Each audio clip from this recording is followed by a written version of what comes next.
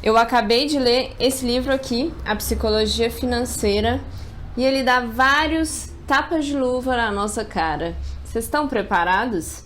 Olá, investidores! Meu nome é Amanda Cecília, eu sou especialista em investimentos e se esse assunto te interessa, já se inscreve aqui no canal que tem vídeo todo domingo e me segue também lá no Instagram para não perder nada.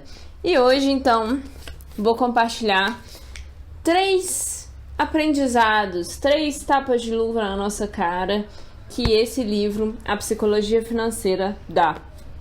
É um livro que ficou muito famoso nos últimos tempos, eu vi muita gente falando dele e sinceramente vale o hype.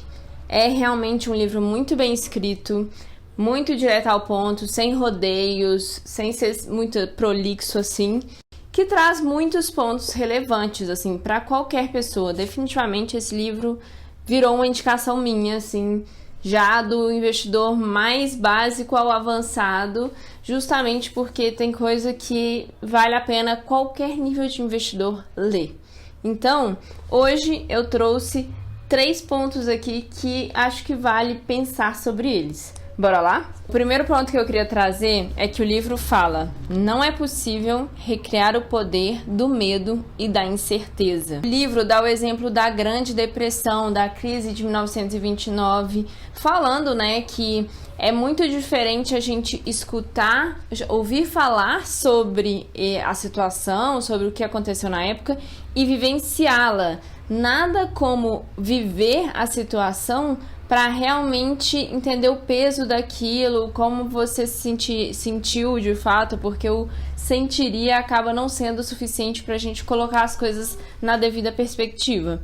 E aí, quando a gente fala de análise de perfil de investidor, né, que a gente vai ali categorizar o investidor entre conservador, moderado e arrojado, a gente sempre tem essa pergunta ali, né, falando, se você perder X% do seu patrimônio em um dia, em um mês, como você se sentiria? E aí, claro, cada um vai fazer sua própria análise para chegar em alguma conclusão, mas nada como a vivência, né? Assim, na prática, a teoria é outra. Então, a gente tende a achar que a gente aguenta muito mais risco do que, de fato, a gente aguenta quando a situação acontece. E a gente teve uma grande crise há não muito tempo, né? Que é a crise do Covid. Muita gente já era investidor naquela época.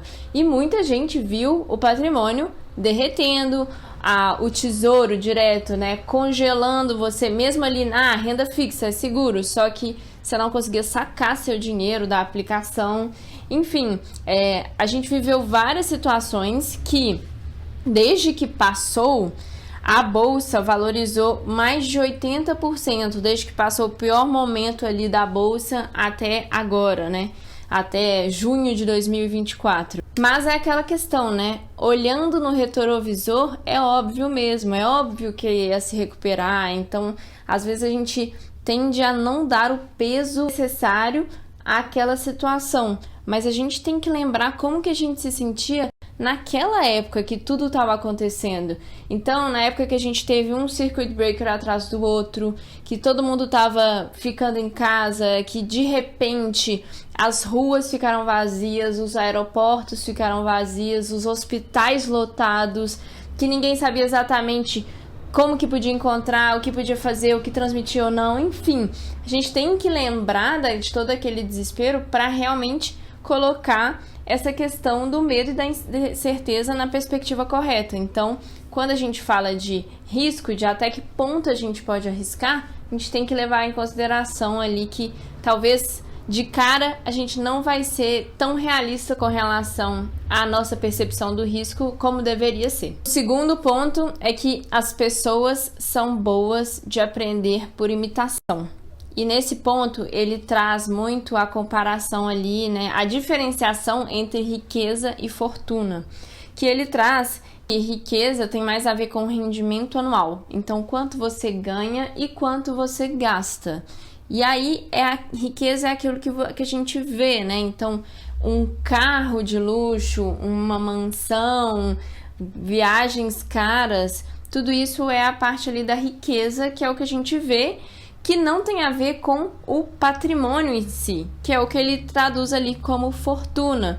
Então, fortuna é aquilo, né, que está guardado, investido em outros ativos que te geram renda e que as pessoas não veem. Só que então a gente está acostumado a ver exemplos de riqueza. Se a gente aprende muito por imitação, a gente tende a querer ter a mesma coisa. A gente tem essa referência da riqueza como o sucesso, né? Mas isso não quer dizer o sucesso. O sucesso vem da parte que a gente não vê. Que se a gente aprende por imitação, a gente não consegue imitar o que a gente não vê, que é essa fortuna. Então fica muito mais difícil da gente pensar, né, que eu quero ser rico, então eu quero ter o dinheiro guardado. É muito diferente do que a gente teria como ideia geral de ficar rico. No final, o ficar rico, e até mesmo o livro traz aqui, né, que todo mundo quer é liberdade e flexibilidade. Mas o que te proporciona isso não é a riqueza, não é aquilo que você mostra para os outros e compra, mas é a fortuna. É o seu dinheiro guardado, trabalhando por você, para você poder usar ele lá no futuro. E aí, inclusive, traz uma frase aqui: o mundo está cheio de pessoas que parecem modestas, mas que na verdade possuem fortunas, e de pessoas que parecem ricas, mas vivem no fio da navalha. Quando você pensa sobre uma pessoa rica, você pensa em uma pessoa que tem muito dinheiro guardado, ou você pensa nos carros, nas bolsas de luxo, nas viagens e nas mansões? Me conta aqui nos comentários. Agora a gente vai então pro terceiro aprendizado desse livro aqui. Ele fala que a volatilidade é uma taxa e não uma multa. E aí, de novo, ele traz essa separação, essa diferenciação, né? Que taxa é aquilo que você tem que pagar para ter alguma coisa que você quer ter. E a multa é uma penalidade, alguma coisa que a gente tem que pagar por algum erro, né? Assim, multa de trânsito, multa por não ter pago um boleto na data certa. É muito diferente da taxa. E aqui ele traz essa questão da volatilidade ser uma taxa, ou seja, é um preço a ser pago se o seu objetivo é ter retornos maiores. E ele traz que se a gente consegue mudar a visão para ver isso como uma taxa, então assim, é o preço que é ser mais paciente, esperar mais o longo prazo, isso tende a nos dar muito mais benefício e a gente lida com a volatilidade muito melhor, porque é uma coisa já esperada ali. Você teria que pagar aquela taxa, então vale a pena pagá-la em busca de retornos maiores. A gente não tem garantia que o retorno de fato vai ser maior, mas a gente está disposto a pagar essa taxa. E aí, inclusive, se eu não me engano, o Charlie Munger que diz que a volatilidade é um ruído, então uma variação ali de curto prazo que não traz informação útil nova, mas que a gente tem que superar esse ruído para no longo prazo a gente ver um grande benefício. Então, quando a gente olha ali o curto prazo, a gente vai prestar muita atenção nas pequenas variações, enquanto se a gente consegue olhar para o longo prazo, essas pequenas variações na perspectiva não vão nem fazer cócegas. Então, se a gente teve isso, mas no longo prazo a gente teve isso, a gente está tendo também um benefício. Esses são só 3 aprendizados interessantes desse livro, mas tem muito mais coisa. Então, assim, se você tem interesse em lê-lo, eu sugiro fortemente. Eu acho ele até melhor do que, por exemplo, ler o Rápido e Devagar, Duas Formas de Pensar.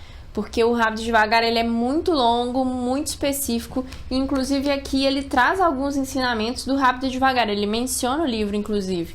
Então, começa com esse daqui que com certeza você vai tirar muito. Você já leu ele ou tem intenção de ler? Me conta aqui nos comentários também, e a gente se vê na próxima. Tchau, tchau!